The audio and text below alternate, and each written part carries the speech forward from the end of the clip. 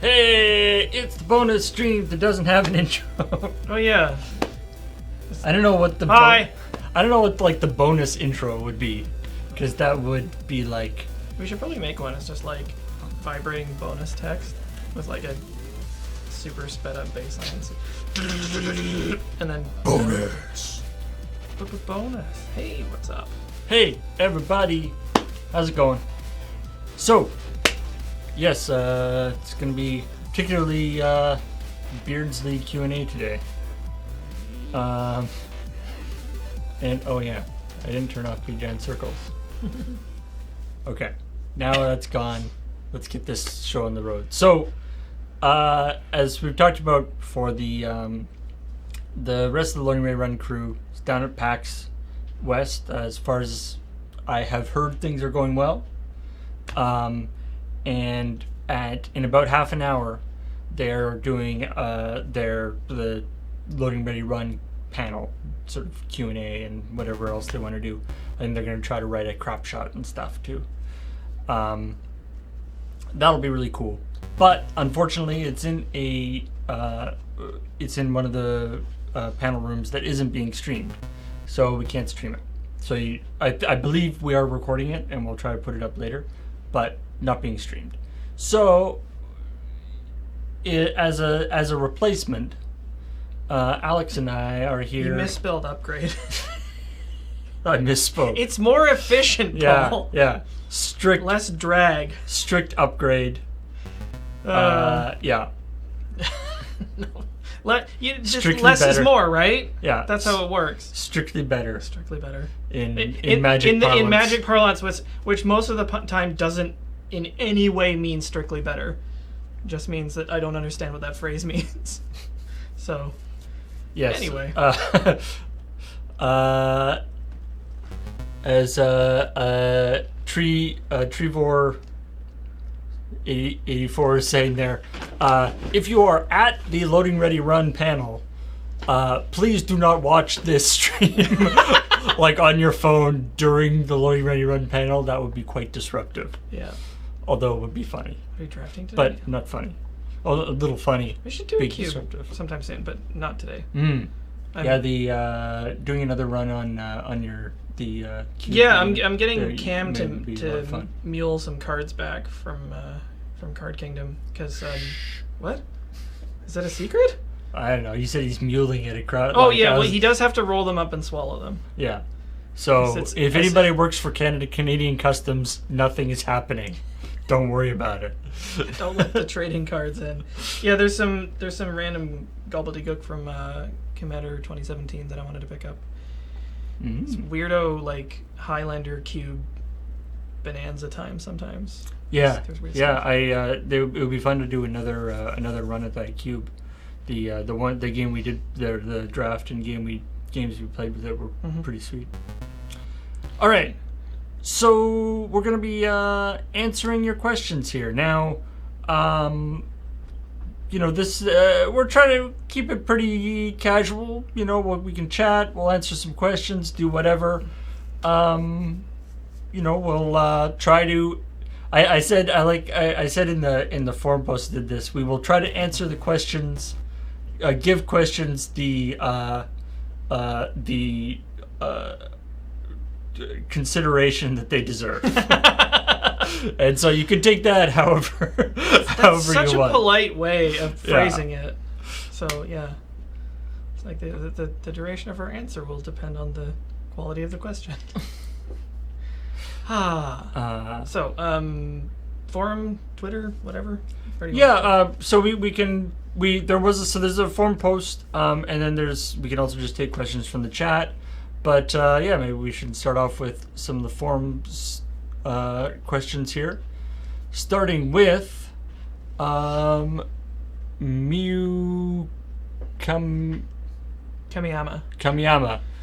It says, who are some of your biggest inspirations, comedy or otherwise? It's always a big one. There's a lot. Well, I feel like all of us, the thing that pops into my mind immediately is like almost all of us were into like UK comedy back in the day. Oh yeah, certainly. So like we're talking like Monty Python, and like Faulty Towers and that sort of stuff, like Red Dwarf. Like it's this weird thing without coordinating it in any way. It was just kind of what we were all into. Yeah. I mean, certainly. I think for me, obviously, there's tons of different. It was a big old heap on top of that. Yeah, I would say, I was going to say my childhood, but it's really not just my childhood because I still do now. But I consume a lot of like sketch comedy and different types of stuff like that. The Goon Show? Yeah, actually. Yeah. If you want to go way back, I know the Goon Show. Yeah, I was being the Graham didn't actually. I introduced Graham to the Goon Show, and then he had like. I discovered the Goon Show He had some other like British show. Yeah, I discovered them in like the mid 2000s. There's, if you can find it, which is probably not too hard. There was for a while an iTunes radio station that just ran episodes of the Goon show 24/7. Oh wow! It's really cool. So if you want to get your fix of Blue Bottle, I would say like for me, something the stuff that like most influenced my like sketch writing, like when we did sketches, a bit of Fry and Laurie. There's a lot of I took I saw that sort of when I was Blackadder, a little older. Like yeah, Ron Atkinson, Mr. Bean kind yeah, of sphere. that stuff. And Mr. Show was also not British. Mr. Show. But Mr. Show, oh man, Mr. Show. I think was it's definitely one of my favorite sketch comedy shows, and I would argue that as sketch comedy shows go, every sketch comedy show hits and misses, and I would say the Mr. Show hit a lot more than most other comedy shows, at least for me. And I mean, of course, we've talked about the Fast Show. Certainly being a direct influence on when we did Rapid Fire. Yeah. And just that idea, and probably, the crap shots to some extent too. That idea of sort of really compressing a comedy idea. You ever listen to much stand-up stuff? Yeah. When I was young, we had some LPs of Billy Connolly, and he's really funny and really profane. Oh yeah. And like throughout the years, I sort of picked up a bunch of other ones like Dylan Moran, Bill Bailey, George Carlin, who I will always regret missing the opportunity to see live.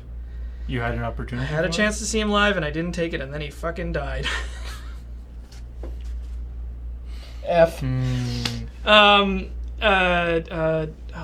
don't think those were related in any way? I hope not. I did see Billy Connolly live, though. Oh, really? Yeah. Wow. Yeah, no, in Toronto. And Richard Pryor a little bit. Like, I actually discovered a couple of these guys pretty late. Like, Pryor I only started listening to, like, mid-2000s, maybe, like, mid-2010s. He's very much a product of his time, and it's oh, yeah. pretty wild stuff. It's like... But again, you can't, like... You have to contextualize it. It's like, okay. And amazing, hilarious stuff, and also, ridiculously influential on every single other. Yeah, like you can see the groundwork for a lot of stuff there. It's the same way with like cartoons and stuff, like Tex Avery and like Looney Tunes and like Warner Brothers stuff, all that, all those things. Like, because my dad is an OG nerd, I had access to a lot of that stuff. Right. So yeah, like it's a wide variety of influences. Yeah, I mean, actually, yeah. What about so obviously we've and on podcasts and various places we've talked about obviously comedy influence stuff before. I mean, with you doing your the dreg streaming these days, in terms of like from that perspective, not necessarily from the comedy perspective, but from the like story and art and that kind of perspective, who are sort of touchstones for you? A lot of Japanese and a handful of like French and American artists. I've been reading manga since like the dawn of time, but like really kind of hyper specific kind of manga. Like I missed out on a lot of the like big popular stuff. Like I read Appleseed by Masamune Shirow back before he went crazy.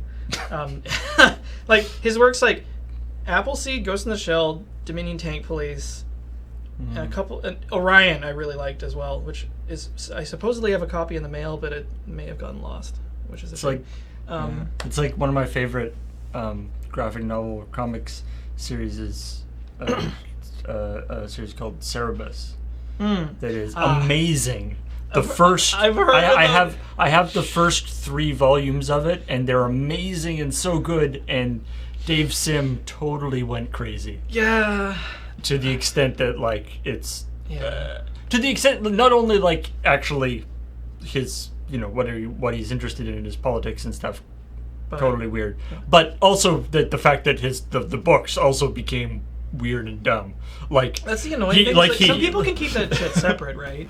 Well, but it's like it's not even like that they became like full of bad stuff. They actually just became like he would write like incomprehensible. Well, or he would just like it was a comic or it was a graphic novel that would have like pages and pages of just full page like text screens. Oh, no.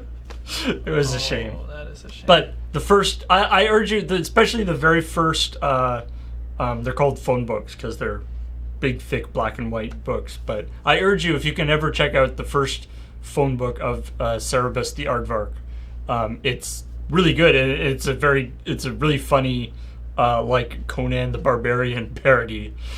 And then, yeah. See, now I'm thinking about Gru. Oh yeah, no, that's. I never actually read Sirio Aragones. But yeah, Aragones is like a good cartoonist. You know what? I think I accessed his work like tangentially from reading Mad comics, not Mad Magazine. Like the fucking stuff from like the 50s and 60s. I think that's when the original run was like the actual like Mad comic books with like I want to say, was it like Harvey Kurtzman and people like that? My dad is a comic book artist, so like if you can think of a comic book, I've probably like at least been exposed to it. I never got into like superhero like cape stuff, and I still am not terribly interested in it, but like weird, like my tastes are not like really weird, but just like slightly left of wherever everything else is. I'm just trying to think of other stuff that's on my shelf. Like Battle Angel Alita. I got into Blame a few years ago, which I like never turned back. Miyazaki and his like animation and comics. I don't know if I've actually seen his comics, but of course. The comic is incredible and really violent. Like it's staggeringly violent. Is that actually did Miyazaki? Yeah. Right there. Oh, okay. Yeah. I thought that it might have been like an adaptation. No, it's great. He's got this wonderful watercolor style. It's so good. Yeah, a lot of like various different things. I think Tintin's in there somewhere. Just like I'm trying to think of some of these like other French comics that I read a lot of. Asterix and Obelix. Yeah. Got them, Asterix and Obelix. Which, by the way, there's Giles. Do you ever read Giles? No. That was a weird comic that I read and like didn't understand half of it, but it was like this slice of life, English family kind of pseudo political satire strip. I read a ton of it because we had a ton of it, but it's always fascinating talking about inspirations and influences, right? Because obviously you can always like point to it's like Monty Python or Miyazaki or these like really big things, right? But of course there's all your stuff in between. All your stuff kind of worms its way in there, and it gets thrown into the big melting pot of whatever your brain starts working on. Am I reading Kill 6 Billion Demons? Am I ever? Oh, that comic's so good. Yeah, read that comic. It's very good. Also very violent, but it's really sweet. Are clips disabled right now? That's a shame. I've actually never read Valerian. It was one of my dad's favorite comics, and he was pretty stoked that they're making a movie out of it. I've heard it's kind of okay. The Valerian and the Thousand Whatevers? Yeah, it's based on an old French comic book. Oh, Mobius. Let's get him in here too. I I think it took me a long time to like really start checking out Mobius's stuff, and I still haven't read as much of it as I'd like. But that guy. Do you when you're drawing stuff? Oh, and Jeff Darrow. Let's get him in there too. Sorry. When you're drawing stuff for either just for your own or for other stuff or for dregs or for whatever, do you sometimes sort of see it's like, oh, this is a thing like that, or it's like this is every once in a while there's like little bits and pieces of that, but this particular kind of doing that's something I want to do before my next project or during my next project is do a lot more study. Just like really sit down and just like pick up a volume of Akira and like look at it and see how he draws rocks and ruins and water and stuff like that, and just be like actually learn some things from that.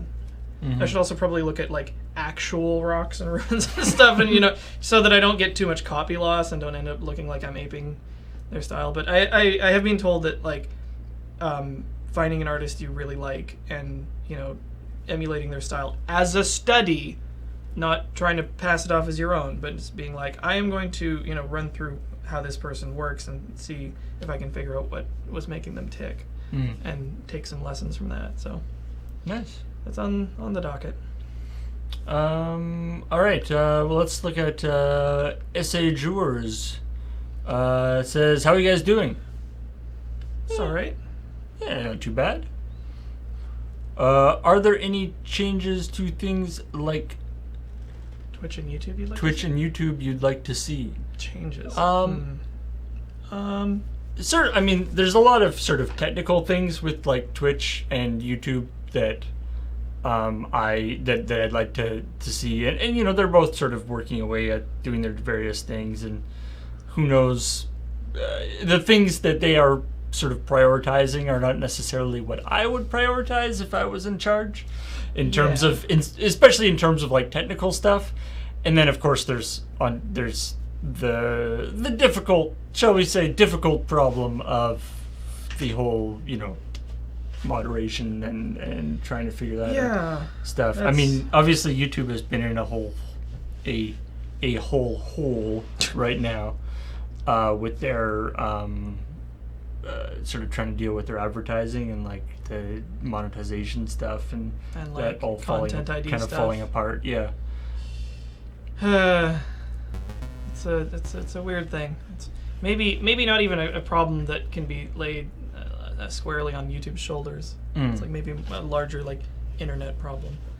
Yeah, well, I mean, but YouTube just has been doing this thing with the like advertising where they've been really cracking down on sort of content that they feel is like not good for advertisers versus good for advertisers, and then like stuff that has like that deals with like controversial topics or whatever and so that Nabisco might not want to have their ads associated with it, right? Oh my god. And so, which is not inherently like a problem necessarily, but the problem that YouTube runs into, which is the problem that they always run into, is that they don't freaking talk to anybody about their stuff, and they don't explain what they're doing, and so you get these situations where they'll be like, it's like, all of my videos are fine except the video where I talked about like coming out as gay to my family, and that one has been flagged for not advertiser friendly. That's kind of shitty. And stuff like that. Like this is the sort of because Google and YouTube and stuff, it's all like algorithmic, right? And you can get into these issues where it's not so good. Yep. It's the robots that are the like bigoted ones, really. Is what we're getting out of this. Yeah. Well, it just depends on what you're telling the robots to do. Robots will do whatever you tell them to do pretty well. Yep. The problem is you gotta be careful about what you're telling them to do. Yep, because they'll do exactly that and nothing else. Anywho. There's that kind of stuff. I mean, and I'm not saying I certainly don't have any solutions for the sort of more social aspects of these platforms, because that's a really hard question. From a technical standpoint, there's stuff in terms of, for instance, the stuff that Beam or now Mixer is doing in terms of super low latency streaming, like sub 1 second latency. I would be super stoked to be able to do that on Twitch. Now, I'm assuming that Twitch is working on that, but there's matters of scale and all that kind of stuff. But like, I would hope that that's something that they are working on, especially since they don't let you stream on. You can't multi-stream with your Twitch partner. Next Anyway. question. Yeah. So there. Oh, don't link us to Reddit. There's a thread in our Such Games about day 2 of PAX, and comments so far about PAX isn't as good as it used to be. People who didn't go this year, what are your thoughts? Have you seen PAX change over the last number of years? Do you think it should be different? I mean, I think people have divisive opinions about PAX and like any event ever. I mean, there's not much that I can say about it. Not being here, but I have a theory.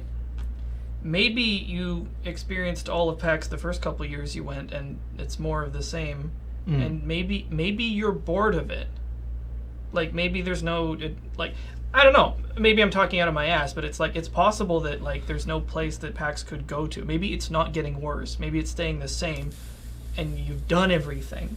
And I mean, especially if you're someone who hasn't had a lot of experience with that sort of the like really intense con atmosphere, the first time you go to something like that, it can be totally mind-blowing. Yeah, like the first couple PAXs I went to were super sweet. Like the last PAX I can't actually form an opinion of because like I had a massive anxiety attack there, and then nothing to do with the event, so I can't actually make a call about whether it was better or worse. It like seemed like largely the same event with just like new and different stuff. Yeah, I mean, I think by most like objective measurements in terms of like size and number of people coming and number of exhibitors and stuff, It's also just like what do you actually want out of? Well, yeah, I mean, it's like PAX has been sort of steadily trending upwards in various ways. The question is that I know a lot of people. There is that aspect of it's like I liked it better when it was a smaller thing. It was a little more sort of intimate.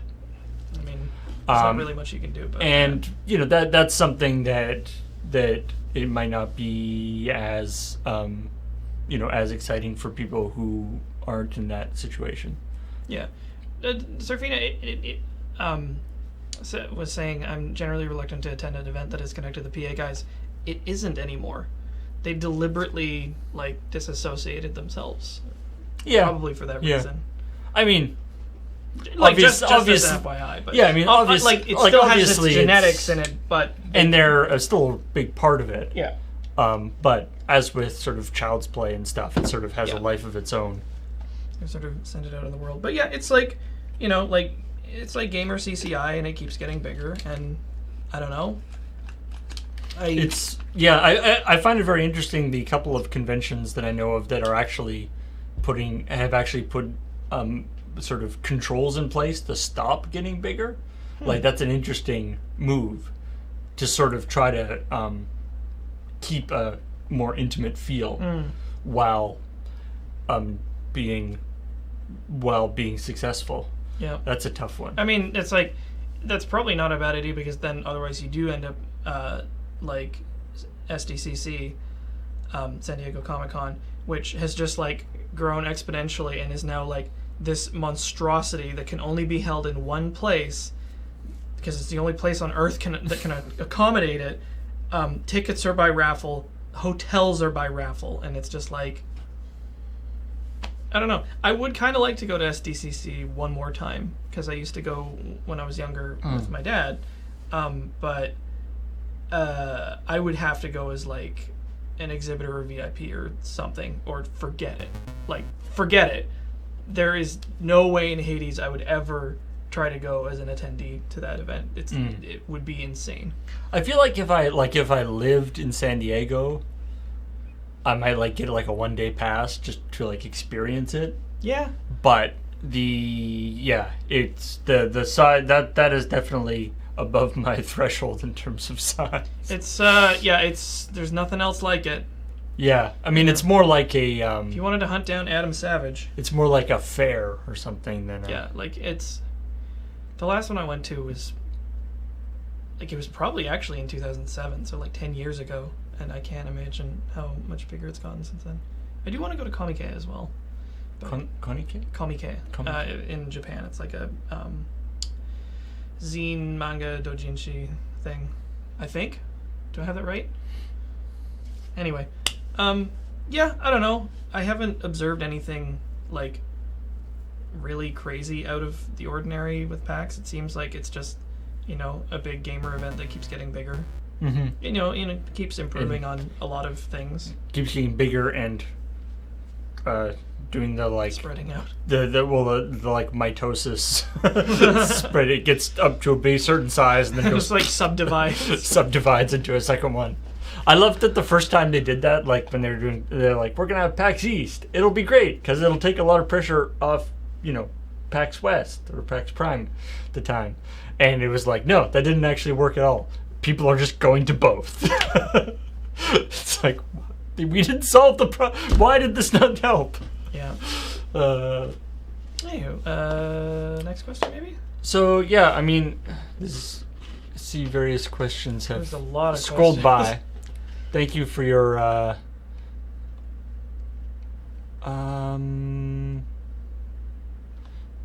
the Jenks asking about Unknown Armies 3rd edition. As far as I know, I believe it's a RPG that somebody sent us the books for.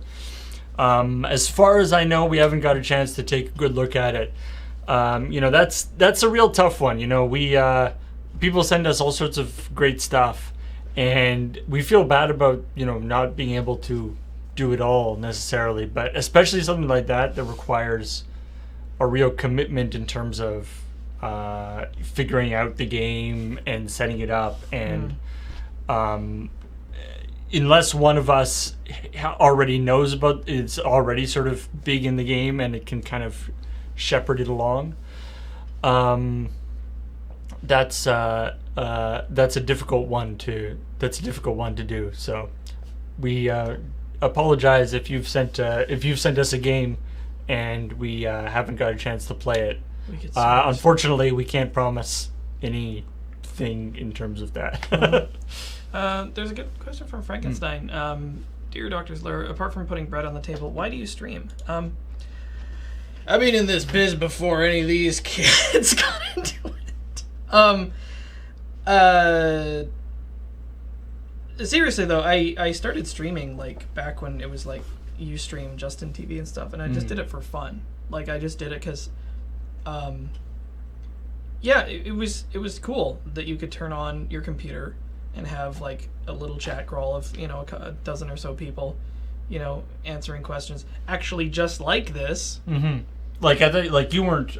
This was like pre involvement with Loading Ready Run. Well, pre-formal. And you weren't like game streaming. You were just like it was. I used to have a show called Askin' Alex, which was actually just like I think back when my ego must have been bigger because I just flipped it on I think once a week and just answered questions because apparently people thought I was interesting.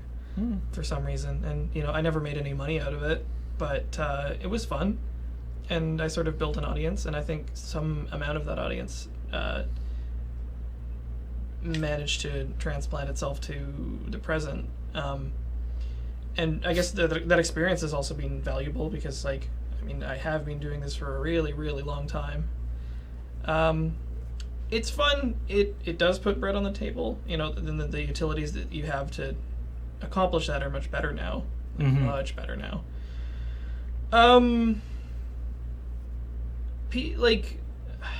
There's the community aspect to it. It is like kind of fulfilling to make a place for people like that's sort of what I try to accomplish more on my home stream, but I do it here as well. And same with Desert Bus, is you just like by being a moron, but like a moron with empathy, it seems to help people, because I get a lot of very, very sweet messages from people saying that they like what I do, and I'm like, yeah, that's apparently I'm doing something right.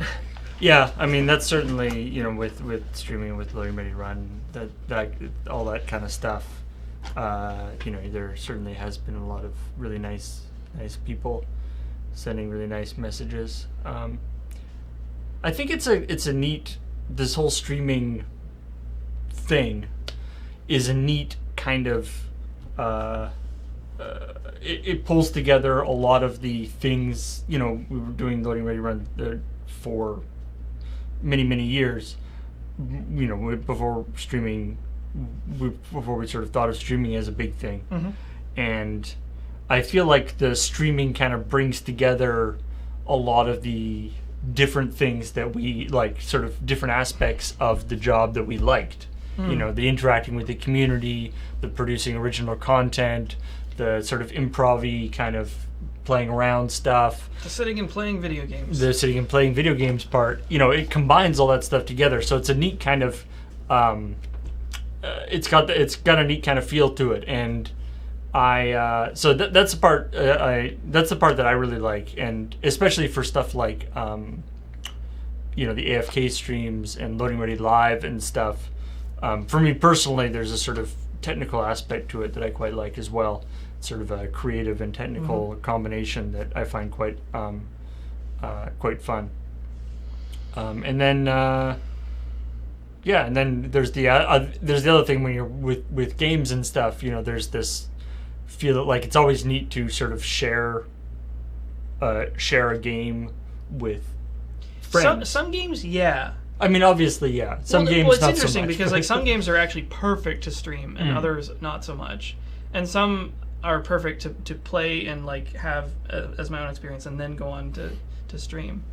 Like, stuff like Dark Souls 3. I was just like, I am going to play this by myself, with nobody riding my ass about doing it correctly, and then when I've beaten it, I'll come back and just like do dumbass runs and not care. Yeah.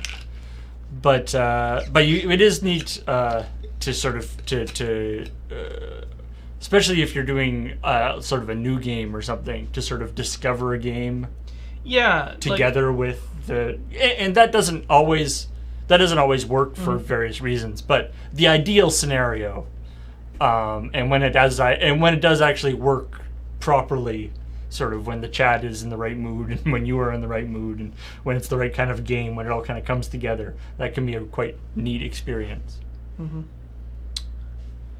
There was a question earlier actually for me that I just wanted to quickly visit. Somebody heard about me making a coffee can forge. Oh yeah.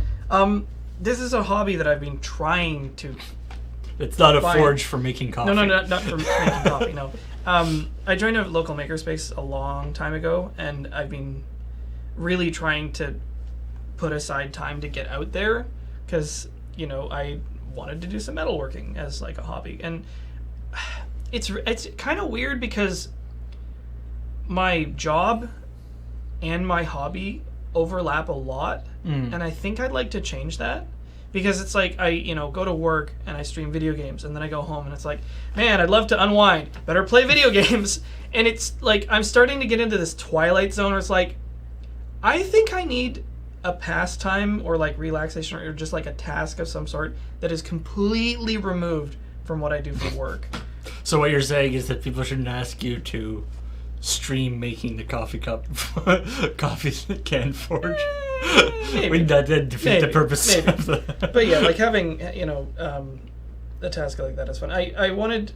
What I want to do right now is like small knife and tool making, because I bought some steel. I have access to like a proper forge now because the makerspace installed one. And actually, I was talking to Kim recently, and she was like, hey, how'd you like to make some carving tools? And I was like, that's a great idea. I can practice making this stuff, and then you can have some stuff to, whittle with. So I'm probably going to do that.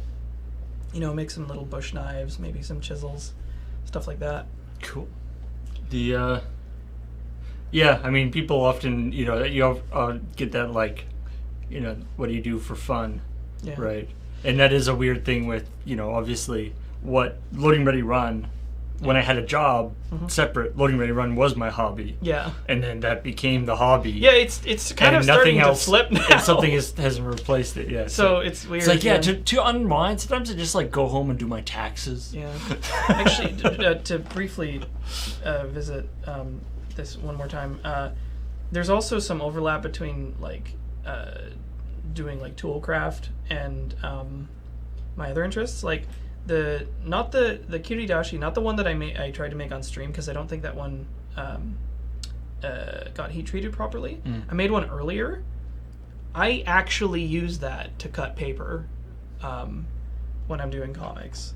Like, it's almost completely replaced my number 11 X-Acto knife, because rather than buying more of them, I can just sharpen this one.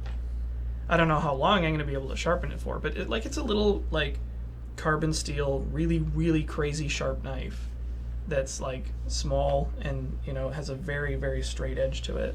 And it's perfect for just, like, slicing paper in half. It's cool to actually, to make something that is cool to have. I do have, like, a little but surge then also is, like, yeah, practical. I get a little surge of pride every time I use it, because, like, I made this and it's actually useful. Yay! So,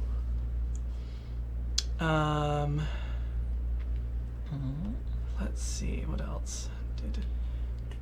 Oh, glass blowing. Yeah, glass blowing sounds cool, but also like way more dangerous, and I don't really want to go blind. Well, more blind, because you have to judge color by looking at it, and there's, like, glass fibers and shards and shit. I don't know. Yeah, it's cool. I like watching glass blowing. Yeah, I leave that up to people who know what they're doing. I've seen some amazing glass blowing, Mm-hmm.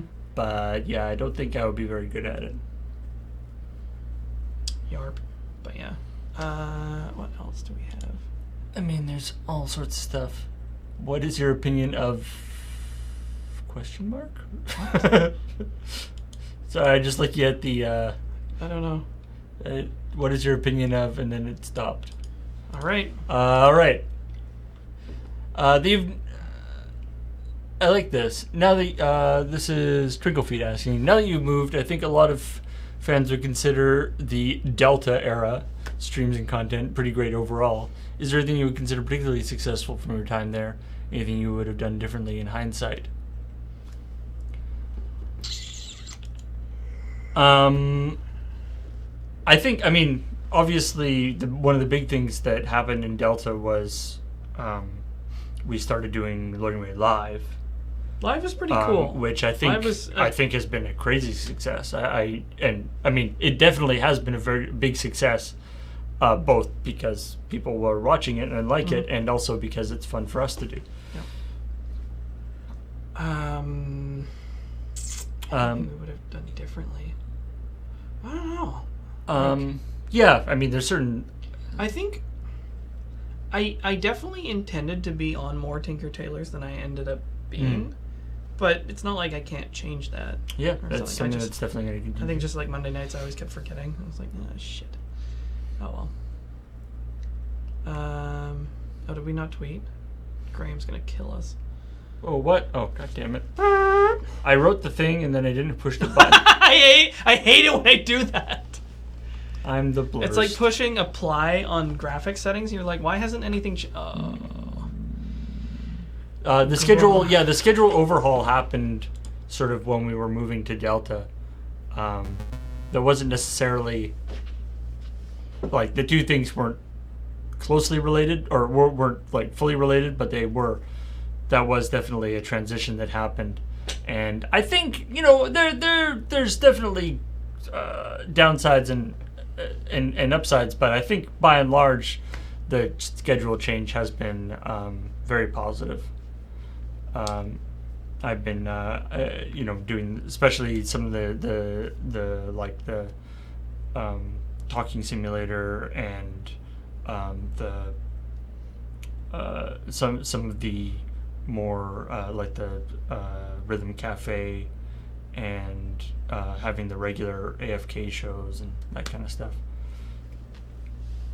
There's one from Echo CD. What is one of the best changes each of you have seen or experienced due to James becoming a full-time lurker? Having somebody pester us about what's going on every week and like making new threads on the Slack. Mm-hmm. It's always good. I kind of like that. James, I sort of like James cracking the whip because he does it in a way that's like not overbearing and or shitty, but just kind of a like, oh right, you know, we should do this thing. I need to tell him what game I'm playing. I need to, you know, get on this or say yes to this or no to this, you know, that sort of stuff. Yeah, James is He's a fixer. James is definitely real good at it. It's not even like it's James or Lord of Organization, and it's not even necessarily like the Lord of as if that's a role that exists. But it's not even necessarily like the organizational part of it, although you know he's good at doing that. But just the just being able to sort of keep a handle on reminding, doing stuff like that. I think that it's like anybody had that job now, as opposed to like nobody having it before, which is just like, what's going on this week? Whose job is it to say? The plight of the commons. Yeah, and I mean the kind that's of like that's, history of Loading Ready Run.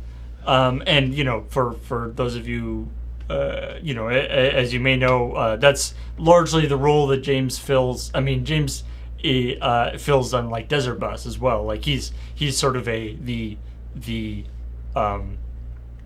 like head, not or the he sort of runs Desert Bus, but to the basically not in terms of like choosing how everything's going to happen, but sort of making sure that things do happen. Yeah. So he's James is very good at that, and him being full time makes it so he can devote more effort to that. And of course, the 9 o'clock he can do because he's full time. Mm-hmm. And various things like that. Obviously, with our move that we've just been doing, James has been doing a lot of work. Well, other people, of course, as well, but been able to put in a lot of work setting everything up here and things. Mm-hmm. Yeah. Yeah. Oh, that's good. What's the process me and Cam follow for picking Talking Simulator titles? Well, first James goes, "Hey, you guys have a Talking Simulator title?" Almost literally, and then we're like, right. It has to be something that both Cam and myself feel that we can fill 3 hours worth of discussion about. Because we get a lot of suggestions like, why don't you do this game? I was like, I even like this game. I think it's great, and I don't have anything to say about it. Yeah. This game is fun. Just like, this game's super sweet and cool. Yeah, there has to be some aspect to the game. Yeah. Usually we'll sort of like think of a game that seems interesting or iconic or bad, and we'll have like a thread to try to pull us through the whole experience. And like occasionally we will do something where we do like a deep dive and play the whole way through, just because there's so much to talk about. Like Nier Automata was an example where it's just like, I don't think we could sum this up in like one stream, but like there's other games that, you know, fill that time perfectly. I feel like in the original sort of plan for Talking Simulator, we weren't thinking necessarily about going through like the whole game as much as you guys do. You do tend to, or you often will actually play through an entire game. So that's kind of an interesting aspect of just sort of how the process has evolved, how the idea behind the series. Portal's on the list of ones that we want to play. Like there's lots of games that are obvious that we just haven't gotten to, because like we don't have like a sequence that we want to go through. So, like sometimes something will come up that is like hot and trendy, and we'll talk about that. But yeah, like it's basically like, do you have something to say about this? Do I have something to say about this? Can we sustain a discussion for that long? You know, do we find it interesting? Because like there's also games that a lot could be said about them, but it's just like, I don't not interested in this game. You know, I don't want to go into it. It's like if we were to do something like Sunless Sea or something, which was super popular. A lot of people really love it, and I played like 10 minutes of that, and it's like, I hate this. And it's like, maybe there's a lot to be discussed about it, but it's like, I don't think I could stand playing it. And you don't really want to like just and sit same there. With like Cam and that space roguelike that he really, really hates. Right. FTL. Right. Yeah, like he just despises that game, and like. But it's like you don't want to just like sit there and like dump on a game for 3 hours. Yeah, I mean, also unless just, you can do it in like an interesting way. Sometimes it would just be a headache because it would be like a big argument with the chat, you know, and people who really love it telling us we're wrong. Yeah, that's no like, fun. It's never mind. Just leave it. You have more for you. It's fine. Actually, Papua and Yo would probably be pretty good for Talking Simulator. Ooh, yeah, that's a pretty that's a heavy one. Yeah, but we'll get on there. Let's see. Let's see what we got here. Maybe a little silly. This is Arclight Dynamo says, I've been wondering what's with the walls of the moon base. Are they going to remain unpainted? I remember since the IKEA build stream, as well as the most recent YouTube updates. I think we mentioned this a couple times, or mentioned this once or twice, and obviously, I know we haven't done the walkthrough thing, but it's gonna happen once things are ready. But they are remaining unpainted, though, right? But yeah, most of the walls are what it's called finished plywood. So it's not just like plywood like you buy at a hardware store. Yeah, there's like a varnish on it. There's a finish to it. But there's two reasons for that. One, we think it looks nice and it works out nice and it looks good. But the main one is that if you recall, we had to move to Moonbase Mark V very quickly, to the extent that this place was entirely gutted and rebuilt. We had them take out all the walls basically and redo the walls the way we wanted them. To our specs. Who designed those? It was you and Graham? Yep, and with consultation with the contractor. Cool, huh? And this space is purpose built for us. Yeah, so we had them. This hole was made for me. So we had them so we had them, build it all out. They had to do it very quickly. And funny story, in Victoria right now, there is a lot of new buildings going up. A lot. And there's like, if you go outside, you can see like 5 cranes from where we are. Yeah, and apparently we have a huge lacking in drywall people. Yeah, all the drywallers. So if you're a skilled drywaller and you want to move to Victoria, I'm sure you can get fill your boots. Some serious work. They need you. So what that means is, if we wanted to have drywall walls, we would still be waiting. Like, we're talking like months long wait lists. So it wouldn't have happened. So it was like, plywood walls, they look nice and they work well, and it will make it so that your timeline actually works. So it's like, oh, yeah, you didn't have to convince us if the alternative was it's not going to happen. Mm-hmm. So, but yeah, we're pretty happy. They did a couple of drywall walls, like the one behind us, because it has to be painted green, and the wood walls are a little bit more difficult to paint. Just get James to fill the walls with blinds, right? They're called window coverings. I've done work with James. So anyway, we like the wood. We actually quite like the wood. It just turned out that's like, we didn't think it was going to be a thing, but it turned out to be quite nice. And it also does mean that you don't, not only are they not as good to paint, but you don't have to paint them. Whereas with drywall walls, you kind of have to paint it. So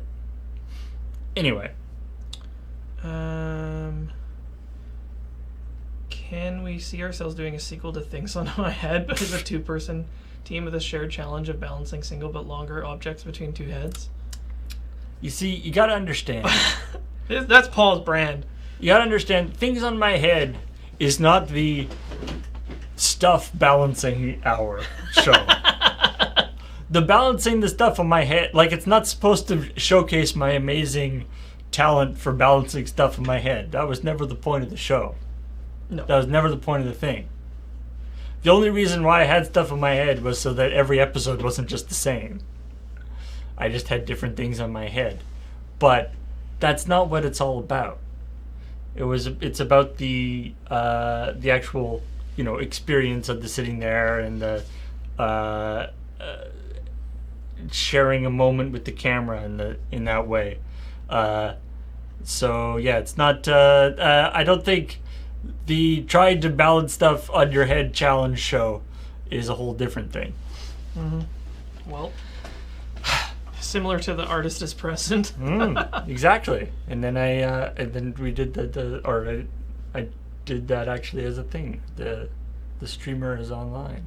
That was fun. Oh, I'm glad you like the shirt. This concert was so good. It was so good. Oh my god. This is like Birthday Massacre. Yep, this is my most powerful shirt. It sounds like a Game of Thrones spoiler. I don't think... Or like just like the Massacre where they killed everybody and then killed them a second time just for good measure. I've seen Game of Thrones and I don't think that is actually a spoiler, but I apologize if I have inadvertently spoiled something. Don't get attached to anybody. Like, how have people not figured this out yet?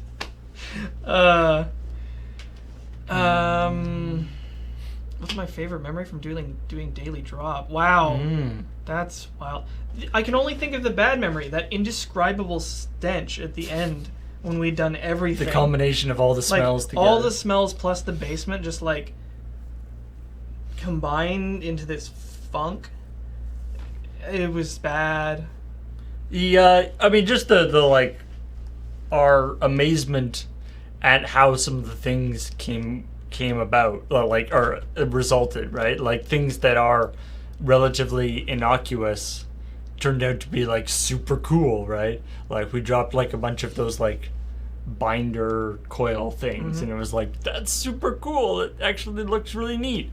In slow mo. Break, that was weird. Yeah, things that didn't, and things that like didn't work or worked in a weird way. Those were always fun. So like that was probably and just not. I won't say that's like the most. It's certainly not the most work we've ever done on anything, but it was a weird thing because we only had the camera for about a week, and so it was this like really intense week of doing that every day, which was kind of a unique situation. Yeah, the way the cat. Right. The how fake people out by making it look like we're gonna crowbar the cat. But just how the cat looked, like how a cat looks when it lands, the way its feet just go like blorp. Yep. I miss Ted. He was a good cat. Is there a chance we'll see Unskippable on your YouTube channel? No. They are owned. So they are owned by the Unskippable will be made on contract for the Escapist. So it is owned by the Escapist. I guess it's theoretically possible that we could get it back from them at some point, but that seems unlikely. Because you would want to remove it and not work with them. But yeah, Unskippable probably will not be on our YouTube channel. Sorry about that. Will Daily Drop ever make it to YouTube? Again, we made that on contract for the Escapist. Yeah, it belongs to them. They paid us quite well for it. I'd love to see it. See, the problem, I remember a couple of years ago even, we talked about doing like a second series of Daily Drop and be like, we'll do Daily Drop, but we'll do everything like higher and light it on fire or something. But the problem is, like, it's not that, like, not that it's not that cool anymore, but it's like, there are half a dozen YouTube channels that like drop shit or break shit or do stuff in slow-mo. Like, it's not that, I don't think it's that impressive, or it's not that something not unique anymore. So I don't think I feel like there isn't we don't really have too much to sort of add to the current oeuvre of slow motion thingies. Oh, here's one. If you got an invincibility power up like the stars in Mario, what song would you want playing while you were an invincible Rainbow Man? Oh, what? Dude. Come on. So is this a song that you play? It just is It emanates from you. Yeah, so like Tiny Tim or something. I'm so happy-go-lucky me. Just like running into cars and they're just flipping off the road. Somebody. No, that's correct. Yeah, it's a star. No, that's right. All star. Yeah, well, that was easy. Did you want to do this one? What is this? I wasn't from conventions in a couple of years because you're not a big fan of conventions, or the only poor soul who can run the moon-based solo.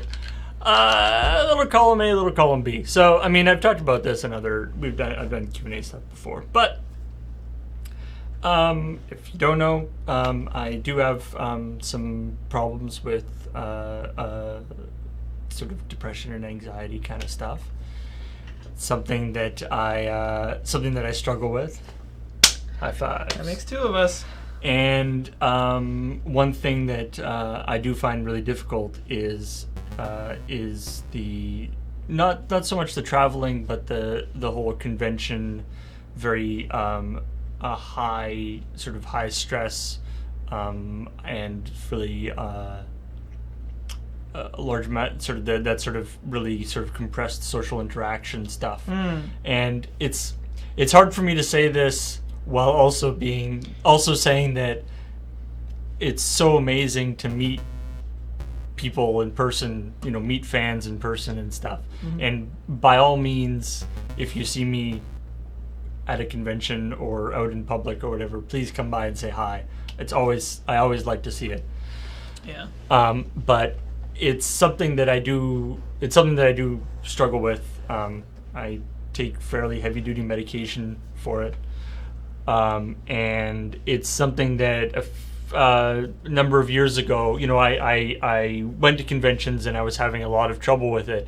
And a number of years ago, I started sort of thinking about it seriously, and it started being this idea of like, especially like something like the risk reward ratio is out of whack, isn't it? And it's something like like PAX East, right? Like we're paying for a flight there and back, we're paying for hotels, we're paying for all this stuff to go to something that I have a lot of trouble going to, and it's like there's no point if you can't enjoy it. And if I don't go, then that money can go towards somebody else who really wants to go as part of the crew or whatever. And so that's something that has sort of it's been a bit of a sort of process about it.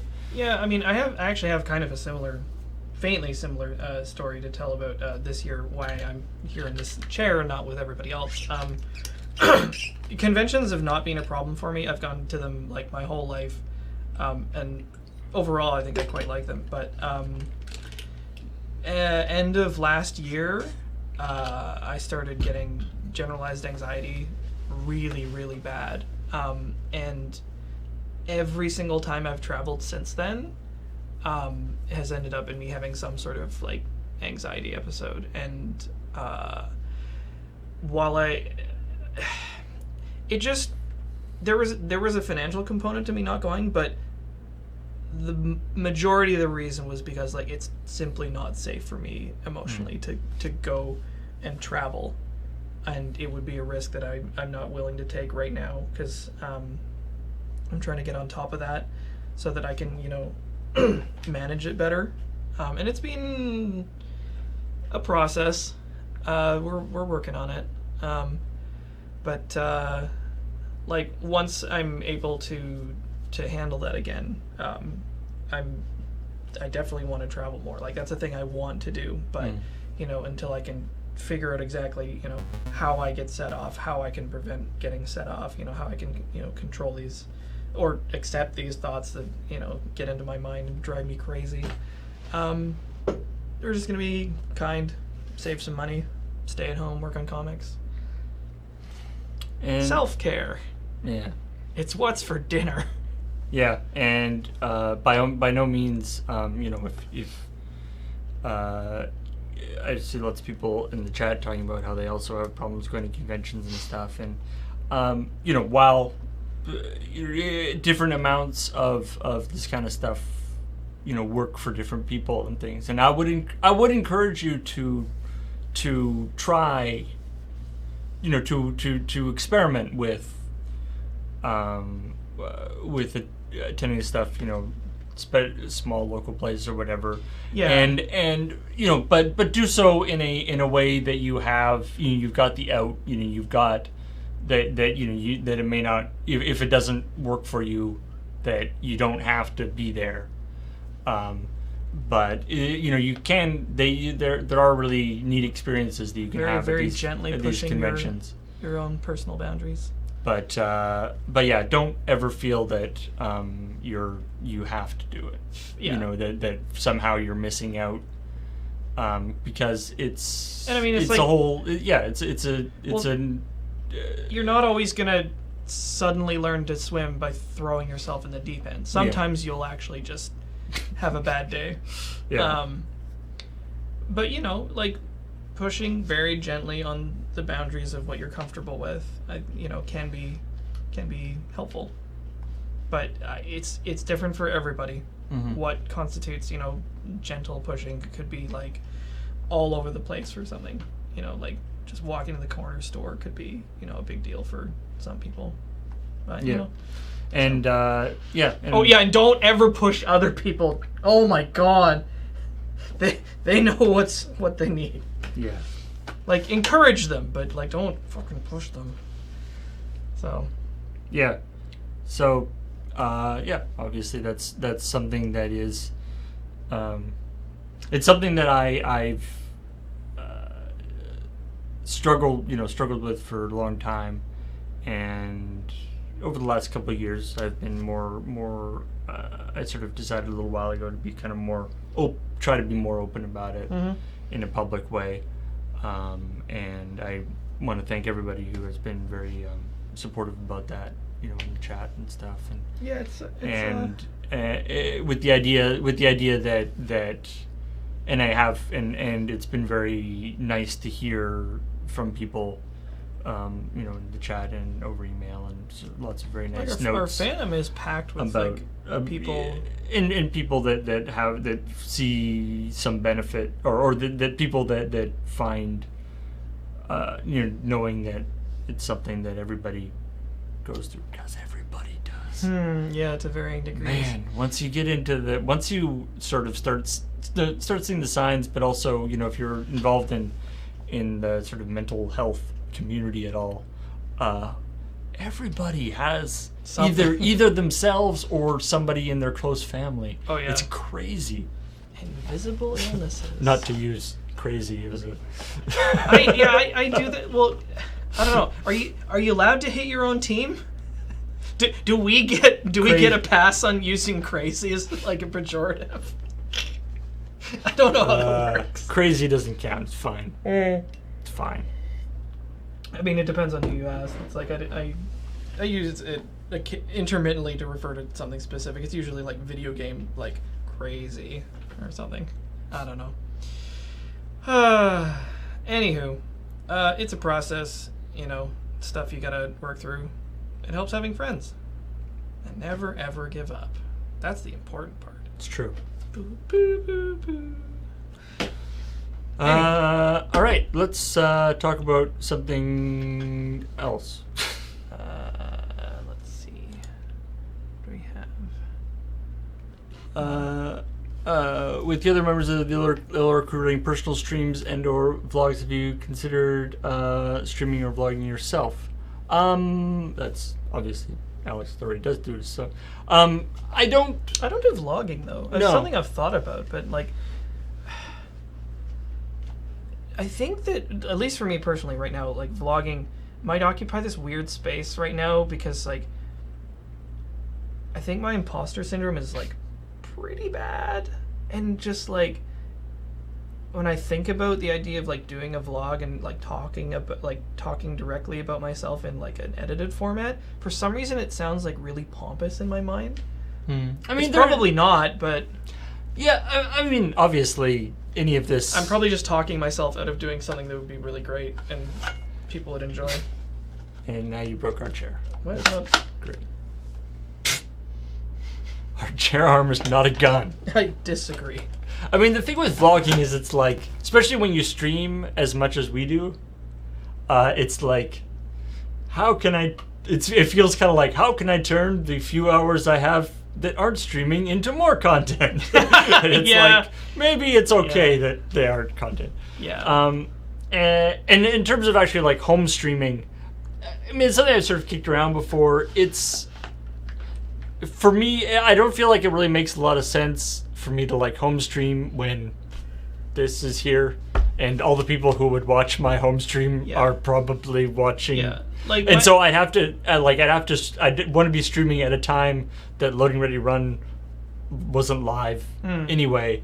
And if Loading Ready Run isn't live, then I could just come in here and stream. Home streaming makes sense for me because most of it is like art based. And right, it's a different setup. A, the setup doesn't exist here, and B, the content is completely different. So, there you go. So yeah, I mean, the stuff like the Paul Quest series that I did, which was more sort of the home, which I did from home, and it was more sort of a home let's play kind of thing. I could see definitely doing more of. It's not saying I don't have any plans currently, but that kind of thing, I could see maybe. But actually home streaming, probably not. I'll probably just, if I have a stream I want to do, I'll probably just do it from here. Do we have any suggestions on new current sketch comedy to watch? Oh man. Either on TV streaming or on YouTube? I've not been watching very much like comedy content recently. Like I do this thing when I have anxiety where I only consume familiar things, which is not very good, and it gets really boring. But nothing new that I can think of. Nothing sketch comedy based that pops into my head. I mean, it's not. I mentioned that. Oh, actually, no. I do have a suggestion. Sorry. This is not technically sketch comedy, but if you haven't watched Gaki no Tsukai, they're really funny, especially their yearly punishment games. It's a sketch it's kind of a sketch comedy troupe from Japan, and every year for New Year's they do like a 24-hour don't laugh challenge, where they put them all in a situation where they're stuck there for 24 hours, and the rule is you're not allowed to laugh, and if you laugh you get punished. This is what gave us the idea for Desert Bus, and the entire scenario is always designed to make them laugh. So they'll get like celebrity appearances and like weird props and like gags and goofy performances and stuff, and they're usually themed, so they'll do like like the hospital theme or like newspaper agency theme. They wear stupid costumes and they end up just like pranking each other relentlessly, and it goes on for a really long time. It's so funny. So what you're saying is you would not do very well in the don't laugh. No, challenge. And that's kind of the point. Is right. Just like you just end up trying to crack each other up, and just hilarity ensues. It's really good. I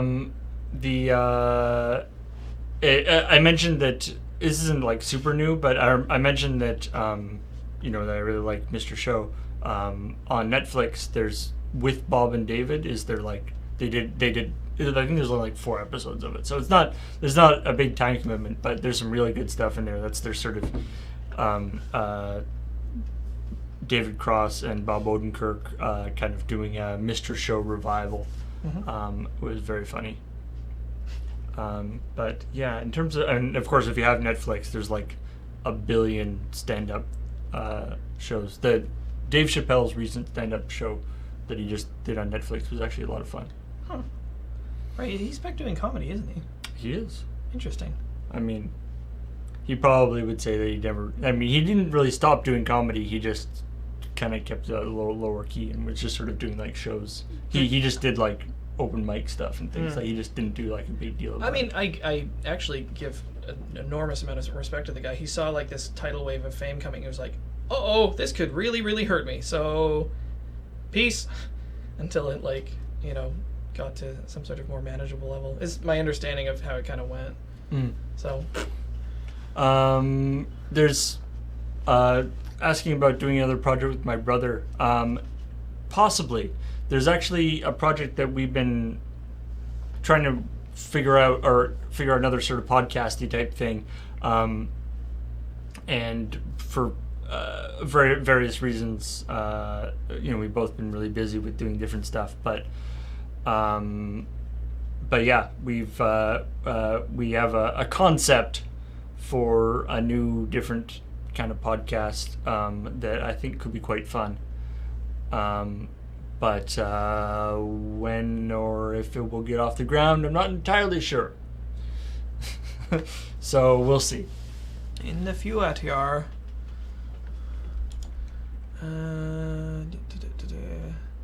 Are there any plans to do the new Life is Strange on Talking Sim? Maybe? I'm fucking confused by that game. Whenever I see Life is Strange, I keep thinking it's Stranger Things, the Netflix series, and I'm like... So, like, they're doing it's not actually a sequel, it's a prequel. So, you're playing Chloe and Rachel, and you have no powers. So I'm like, what? I don't know. Like, it feels like it's missing something. Like, maybe it'll still be a good story. It's probably fine, but it's just like, I don't know. I mean, maybe. It will probably be a good story, so maybe we will do It's pretty heavy duty, though, eh? Oh, yeah. Like, Stranger Things was... I might need more time before I approach anything tangentially related to that game, because it was... Yeah.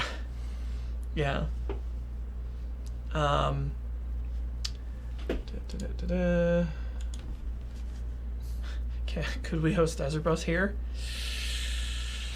Do we want to? This is... So the answer is yes. The problem is that we're here.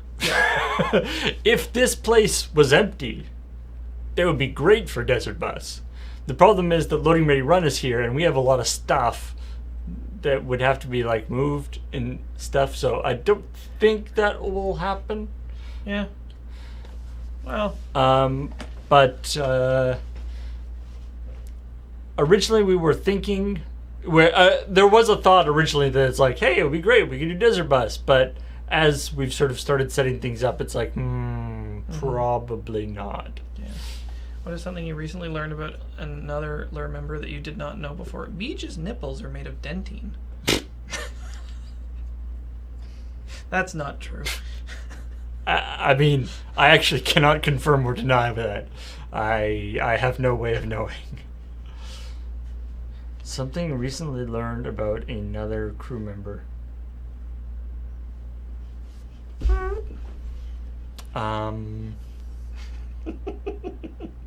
I try to learn as little as possible about my fellow crew members. That way I don't feel so bad when they are, Eaten by Morlocks? When they have to be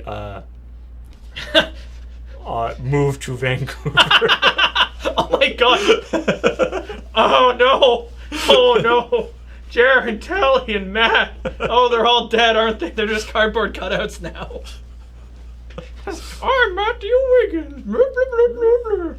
He's very convincing, isn't he? And they have to be retired.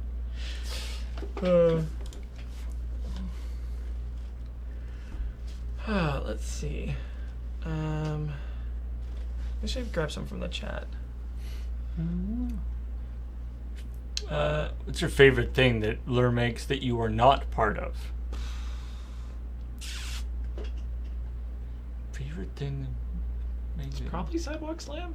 I don't watch a lot of our content. I mean, it's one of these weird things where people are like, oh yeah, and this thing. It's like, ha, yeah. I don't watch much of our content. Yeah. Like, this is the majority of what I watch of our stuff is stream highlights. That I think is my favorite thing that we produce, and yeah, well, I will. Yeah, I'll definitely say that.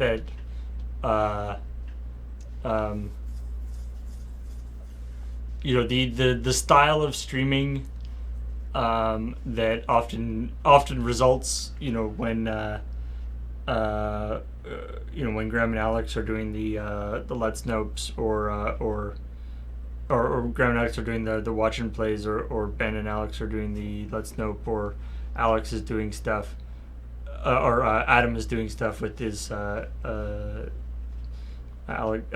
Game House. I do really enjoy. I do enjoy that. There's, we'll often be like working out. We'll be like working out, and in the main area, and the door will be closed, and you can just, you can hear Adam, whatever's happening to Adam, and it's like, I don't think I have ever been that, excited or distressed about anything. No! And this is just like a video game, but he's that sort of putting it all out on the field, leaving it on the field. Yeah. How do I prepare for watch and play? I don't. That's the magic of it's actually one of the easiest streams. Well, kind of. Like, it's difficult to pin down the challenge of my job, but my responsibility for watch and play is to not hear what is being sent to me. It's very urgent very important that I be as surprised as possible. So I do no research about shitty games. Have you had to like actually deliberately stop and be like, oh, I don't know whether that's going to be on Let's Note, but it is a terrible game, I better not look at it?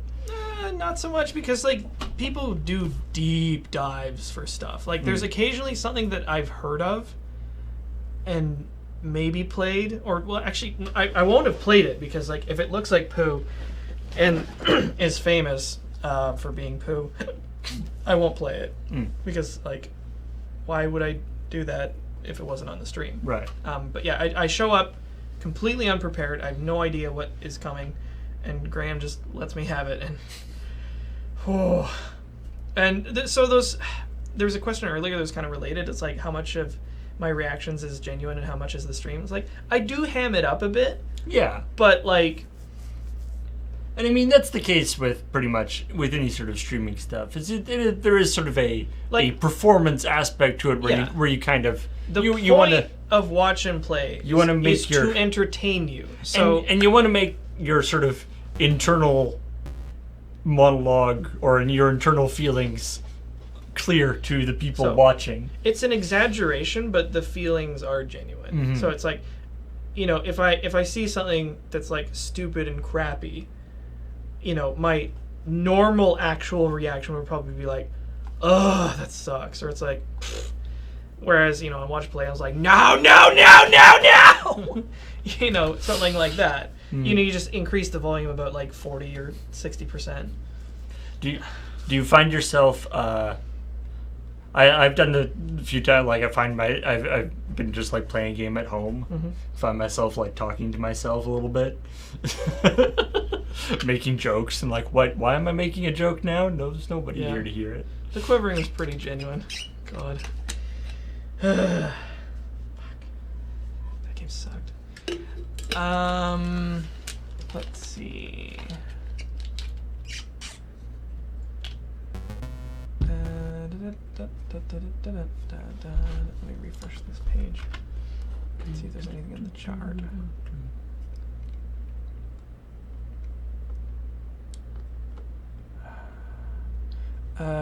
Will I be doing a Revenge of Alex style stream where I put Graham through terrible games?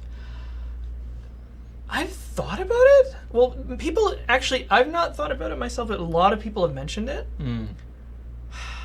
Maybe? Like, the issue there is that like then I would have to do research into like games that are atrocious. Either that, or I could just pull from like way far back in my past. I like that you're like, the issue is that I'd have to do work for that. I have to go and find terrible games and test them and make sure that they work. I think you misunderstand the point of Let's Stop. But I don't know. It might be interesting to try it. I don't know if it would work quite as well. Yeah, it might not work quite as well because like I am kind of the one that has the insane overreactions to things. Just a little bit. Like me and Ben and Adam are kind of like the loud trio. Maybe we should do a stream with all three of us and like the compressor set real low, and we'll just like scream until we blow the speakers out. Ever come play watch and plate with the hashtag food chat? What? This was something actually I did last night. I just happened to be on Discord, and Kiwi Jelly was like, "Hey, do you want to play Watch and Plate?" And I was like, "What's Watch and Plate?" And then I was playing it. What? Yeah. It's basically it's the like showing old ads of food, like old food ads. Okay. And trying to guess, for one thing, what it is, and also various things about it. The one we were doing last night was whether it was a dessert or not. There are many things in Jell-O that are not dessert. Yes. And in a line drawing in an old magazine, it is hard to tell what those things are. And yeah, it does sound, it is something that could possibly work as a Loading Ready Live segment in some point in the future. The gelatines. Carrot shavings, and carrot shavings. Ugh. Thank you for saying that you like Running Start. It's a lot of fun.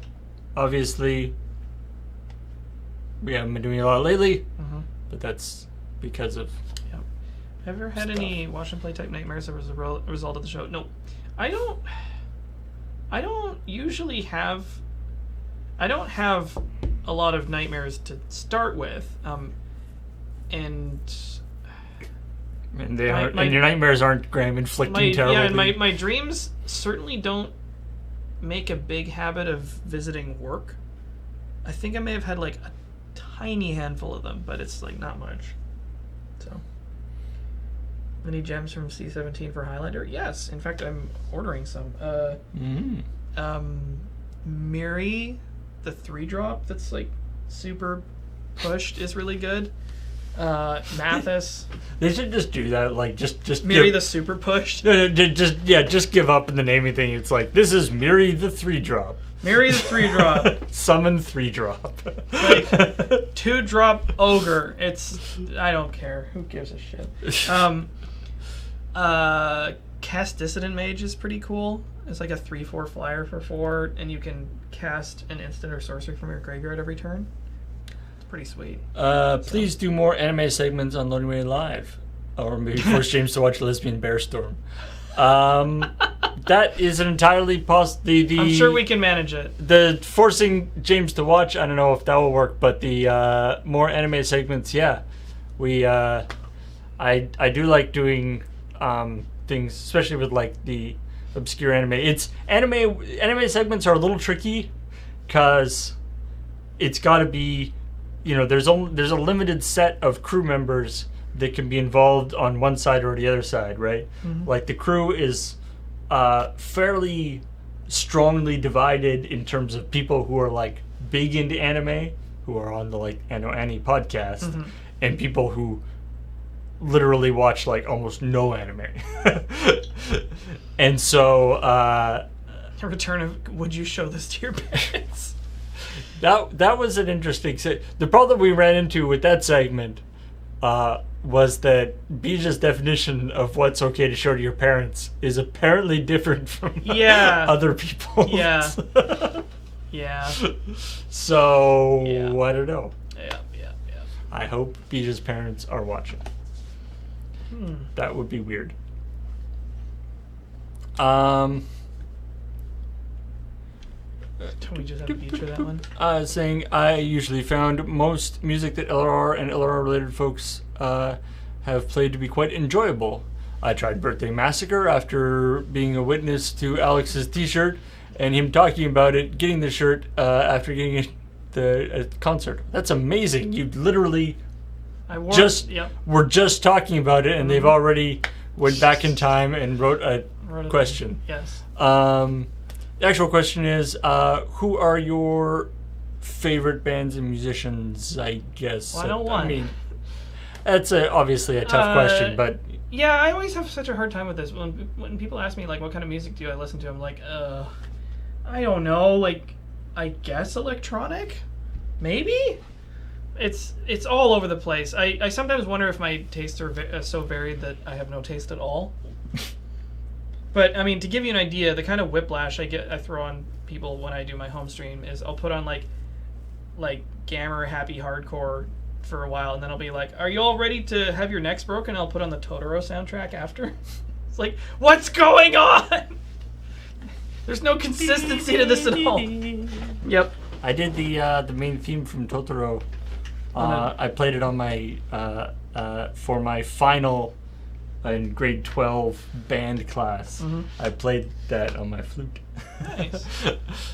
But yeah, I think I guess I skew very broadly speaking into like electronic music, but with like a little bit of orchestra stuff, soundtracks, just like a lot of different bands. I pick and choose little songs that I like here and there. I kind of like high energy music, sort of medium energy music, low energy music sometimes. I mean, I like some of my favorite. I sort of like. I'm not really in with the kids, with this thing.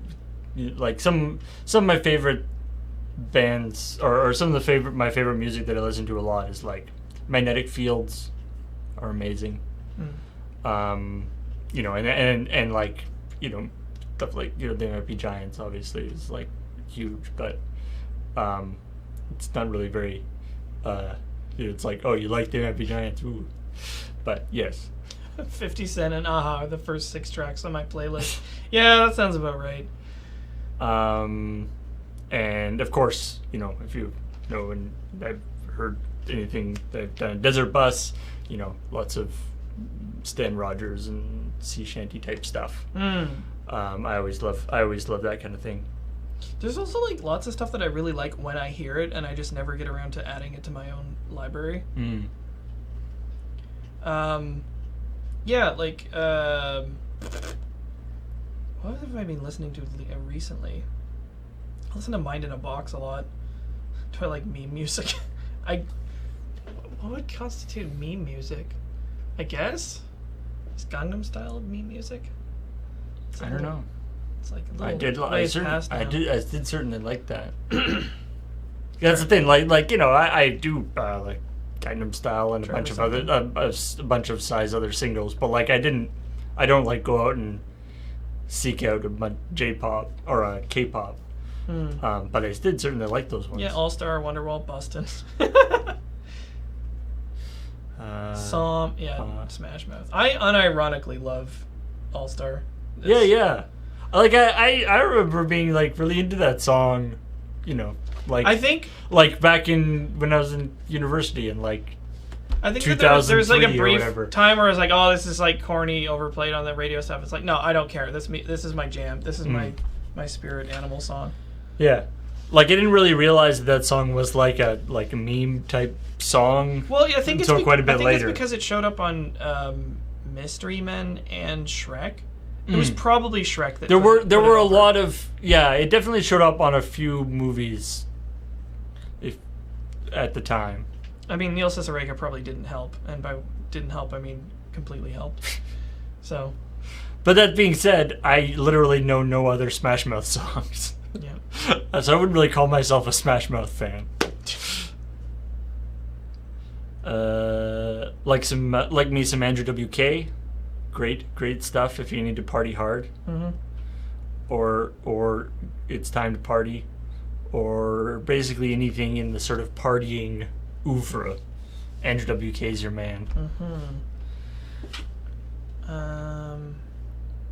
Yeah, I have a bunch of soundtracks and like various like video games and anime and like movies and stuff like that. I'll tell you the thing that drives me nuts about movie soundtracks, I don't know if you've ever encountered this, is when you get a movie soundtrack that has dialogue from the film in the tracks.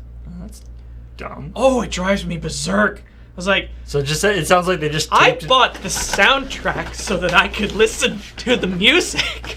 It's like, did you just if I wanted to hear the dialogue, I'd watch the movie. It's like, did you just tape this off the radio? Like, what?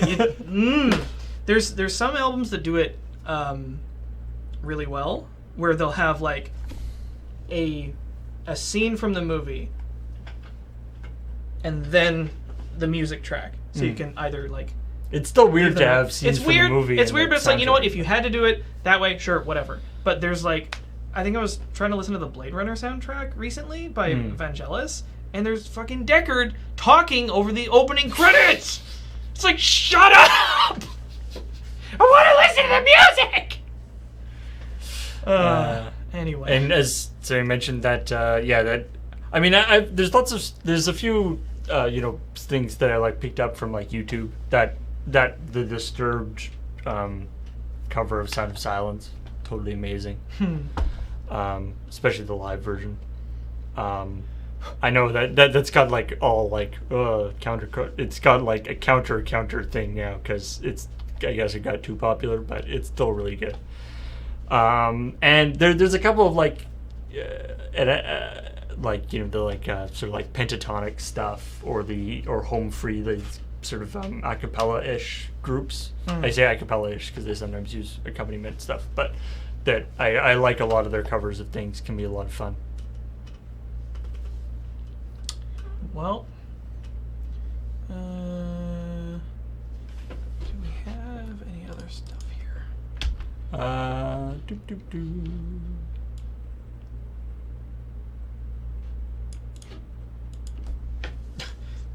Is the do not touch button still here? No. I'm not stupid. I ain't stupid. I am out of water though. Fair. They don't even wear headphones, so we don't have to hear it. There you go. Yeah, party. So I have this habit of when I'm playing video games at home, during like the loading, while the game is loading at the beginning, I'll try to think of like a song that I know that kind of fits with the game, and just like hum that or whatever. And so if you're playing Assassin's Creed, Ready to Die by Andrew WK is a good song for that. Also Hitman, of course, which I believe they actually used it for the commercials for Hitman because it's such an appropriate song. Would you put a foghorn onto the Stream Deck? Yes. It is something that could happen. How about them apples? Do we miss doing sketches? I mean, we get a lot of that out in crab shots a little bit, but yeah, like occasionally we will come up with ideas that are too long for a crab shot and would like maybe stand on their own as a video. I don't know. It's like maybe it's been a really, really long time since I did them, and I think that like by the point at which we stopped doing them, it was like, because like doing a complete sketch is a lot of work, and sometimes it ends up being like a lot of work over like several days, and you know, I don't know. Sketches were always part of the main reason why we stopped it is sketches always were the thing where they had the the most work for the least return in, sort of in every return possible way. Return in terms of popularity and all that kind of stuff. Like, so, well, it kind of sucks to have to like codify it like that, but it's true. It's like we were putting in way more work for not very much return along most metrics that could be measured. And it's like people's fondness for the videos is like not to be dismissed, but it's also just like, you know, you don't want to run yourself ragged for no reason. So yeah. On the other hand, it's it's neat to be able to have, and I feel like with the crap shots and with Loading Ready Live, we have sort of a lot of outlets for, and to some extent, Corpline and stuff too.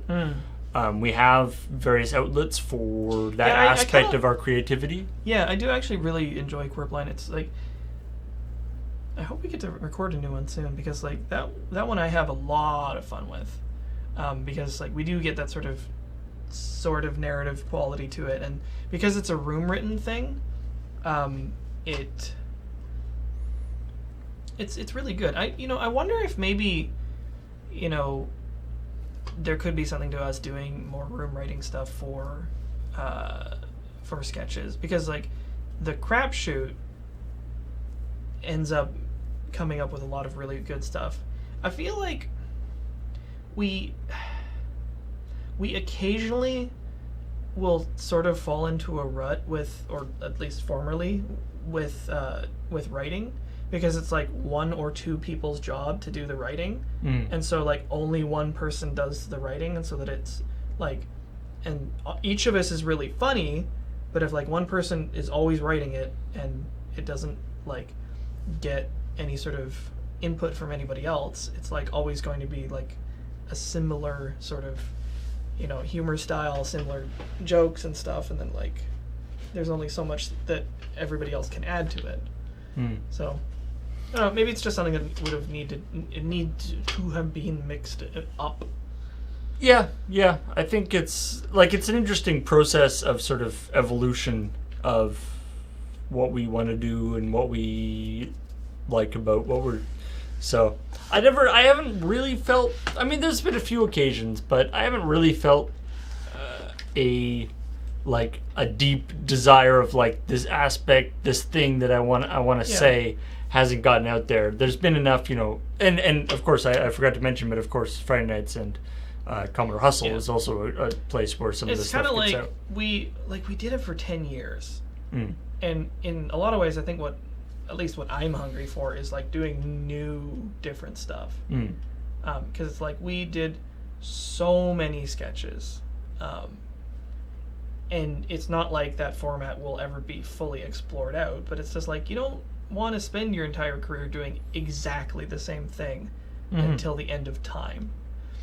Like, it's like I was. Truth be told, I was starting to get a little bit bored with Let's Know, doing it by myself, because it was the same shitty horror games over and over again. And then Ben came along, and it changed it and made it better, and now the show's like great, and I'm invested again. But yeah, it's like just going stagnant on anything sucks. And you get burnout, and it doesn't matter how good it is. Like, you just can't sustain it indefinitely, and you shouldn't, because like I think you would run the risk of it like getting crappy and hollow. So I guess that's why us funding this final season was a good idea, because it's like we're gonna go out and do the best job we can, and then draw a line under it and go on to new stuff. So yeah, and there's certainly a lot of a big aspect of that there's a lot of things that we do now.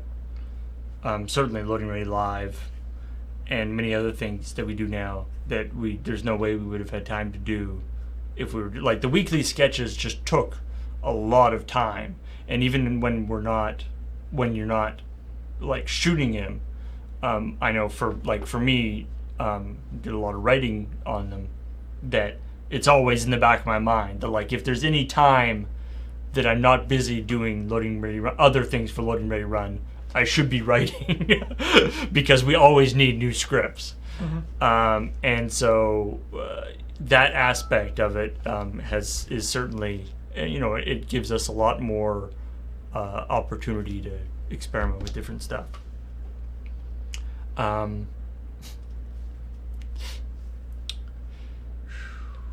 There was a thing. Let me just. The people who were asking about a It Not Perfect System emote. I can definitely see that happening. I don't know how it would work. There's all sorts of very specific restrictions for emotes, so I feel like it would be a good emote to have. I don't know what it would look like. I don't know. Graham's usually the brains behind the setup for those, but that is a tough one. I don't know if people have a concept for what you think one would look like. I think that would be, you might want to I don't know, send that somewhere, probably to Graham. Probably maybe just keep it and show it to us at some point. Anyway. It Not Perfect System V3 emotes. Oh jeez. Oh boy. Now we're in perfect system. And then you could like perfect it system not. It's like it system not perfect. Also cool technology. Now that one I have some ideas for how that could look. I hope you can fit it in there because technology is a long word. Yeah, my thought was like I don't know, maybe it was like a Game Boy or something, like some sort of thing to represent technology, and then just cool on it. Ooh, yeah, I thought that could kind of work. Or like a chipboard with a like a liquid crystal display that just says cool. Cool tech. Yeah, that could work too. Or maybe like, you know what I'm visualizing in my mind's eye is like those terrible 80s sort of like overcolored swooshes and like vivid day glow colored text just says cool. Yeah, cool like technology. That. Yeah. Anyway, on a floppy disk or something. A Game Boy with sunglasses like that. Yeah. So it seems like we have aid the queues. It seems like we have aid the queues. Although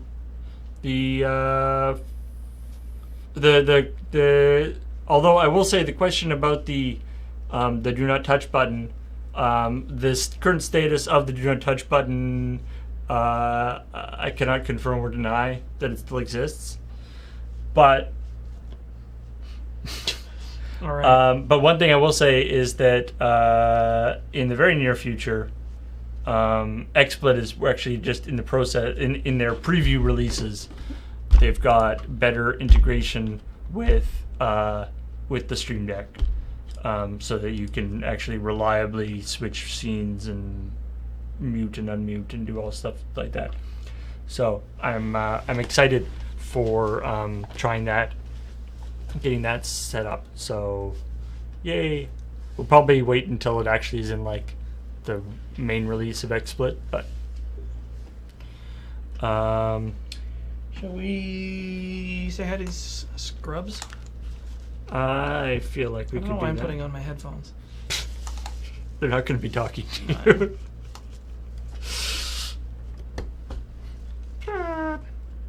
Wait. Oh man. Oh beach. It's a bouncing BG boy. Okay. Let's do this thing. Wait, we could probably pop the thingy. Wait. Oh, Why? excuse me. Why aren't you waiting? Wait, no, it's the wrong thing. You broke it. It's the wrong thing. You broke it. It's not broken. I can fix it. I can rebuild it better, faster, stronger. What's the person? I don't know. Was it an hour ago? Yeah. Since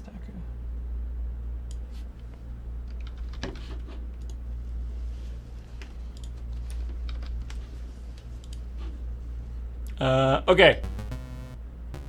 Let's Senstaku for 44 months. Dear Dr. Slur, but why though? King of Doma for 47 months. Welcome back. Day 04 for 2 months. Welcome to your second month. I'm glad we didn't scare you away. Wolfgang Cloud for 44 months. Hugs for Paul and Alex. Thank you. Pseudonym Ken for 16 months. Thanks for being awesome. Thanks, whatever your name is. Dibria for 8 months. Yay, Paul Extreme. Yeah, Pollux. Pollux. The Maricat for 12 months. The 1 year. Welcome, the Maricat. Nicely done. Yun Chow for 9 months. Welcome back. Rocket John for 14 months. So fast. Lore Master Monty for 4 months. Good to see you settled in the new moon base. Looking forward to the tour later.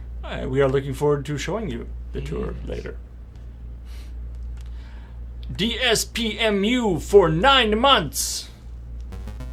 Ramiel 117 for 3 months. First trimester finished with a sub babby. Good job. First Big Hungry One for 9 months. Woo, sub baby. Congratulations. Viral infection for 33 months. It's for an Alex. Pretty good dude. Spoops. Technic Al for 2 months. Shoop da whoop. That drop though. Tachani for 28 months. Paul's pretty cool too. Thank you. Bezacrick for 30 months. Sweet new moonbase Q's and A's. To Crashor for 36 months. Huh, it doesn't seem like it's been 3 years. Well, here we are. Twitch doesn't lie. Wait, yes they do. It does. Duck Run Amok for 5 months. One day we'll catch that duck. The Cat W for 5 months. Welcome back. Night Valian 28 for 42 months. Nice. Aviator Moonshine for 4 months. Beardsmen or Goodsmen? Indeed.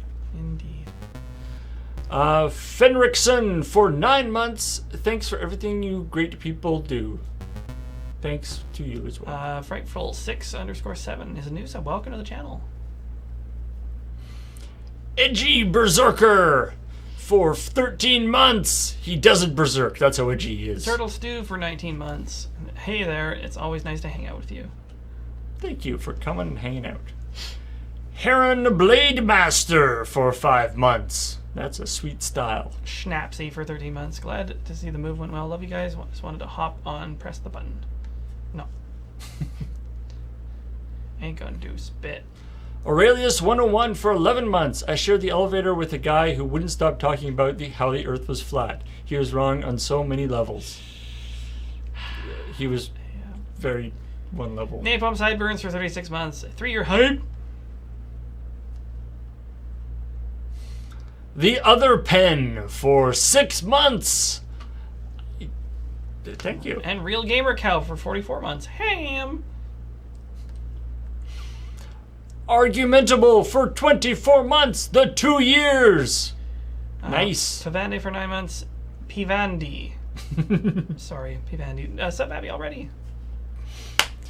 Call me Puddin for 40 months. Headlong into my 14th sub trimester. Bury Jeep Guy for 12 months. I had an option for button and watching Lure after my long run, 18 miles at 30 kilometers today made my day. Nice. Yeah. Variable for 44 months. Wow. Okay, we live here now for 37 months. I can't believe it's been 37 months. Nicely done. Albatross 064 for 13 months. Missed Fix It for 43 months. Wait, do the thing. No, the other thing. Don't worry, I'll fix it. Steel Wolf 171 for 15 months. And Crypto56 is a new sub. Welcome to the channel. Welcome. I keep trying to drink out of this empty glass. Homunculus for 2 months. It not perfect subscription. Oh, there's more? Oh, Rock Pusher 11 months. And thank you, Paul and Alex. Yay. Zorelium for 2 months. Thanks for aiding all to our queues. Well, we tried. Zanzibar for 43 months. Thanks for chill stream and great content. Some of the questions were dumb, and we didn't answer those. And some of them were dumb and we did answer. Skillian is a new sub. Welcome to the channel. Busted for 36 months. Thanks PNA for holding down the fort. Yep. And thanks for 1,110 bits. Earthanon, Reverse Creations, Luca0483, First Panman, Mario 42, Flibble Thip Lost but Seeking, Fuzz Bubbles, and Rock Pusher. Thank you. Yeah. We gotta have somebody here holding down the moon base. Otherwise, the creepy dolls tend to move around when nobody's around. Why would you put that thought in my head? And I don't like it. I don't wanna work here anymore. We don't like that. That's messed up. It's fine as long as you look at them. So, I'm gonna go eat food, and then I'm going to go stream some more comics. Ooh. At home. So if you want to catch me in an hour or so, I don't know how long it's going to take to feed myself, at Twitch TV/VoxLunch on my home stream, you can watch me work on my comic. Oh, and I believe the late night dub fight is that being streamed? Panel is being streamed tonight, or one of the. I should probably have learned what it was that's being streamed before I began this sentence. Perhaps people in the chat will tell me. But there is some streaming or some of the pack stuff that's going on tonight. It's not being streamed. Boo. Oh. Well, improv. The improv initiative. All right. Close. I'm trying. So no streams, at least no streams from here tomorrow. But on Monday, we'll be coming and doing some Checkpoint A+, although it'll be more like Chat Point, because we'll be talking about the news and stuff. But Graham and Kathleen aren't here, so we won't be talking, we won't be actually doing a full episode of Checkpoint. Action Cats. And then improv, which is sort of like more action. Well, Action Cats is like improv, but there's also cats, and then improv is just improv. That will be tomorrow, and those will be. We'll try to host them on our channel so you can see that.